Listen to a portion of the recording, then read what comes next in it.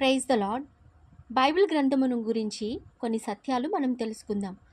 మొదటిగా బైబిల్ గ్రంథము పరిశుద్ధ గ్రంథము.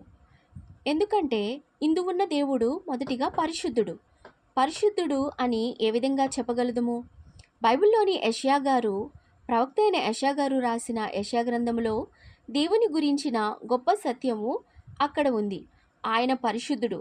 అదేంటంటే దేవుని మహిమ, ఔన్నత్యము, పరిశుద్ధతలు వీటిని చూసిన ప్రవక్త అయిన యెషయా గారు సైతము తాను అపవిత్రుడనని ఒప్పుకోక తప్పలేదు.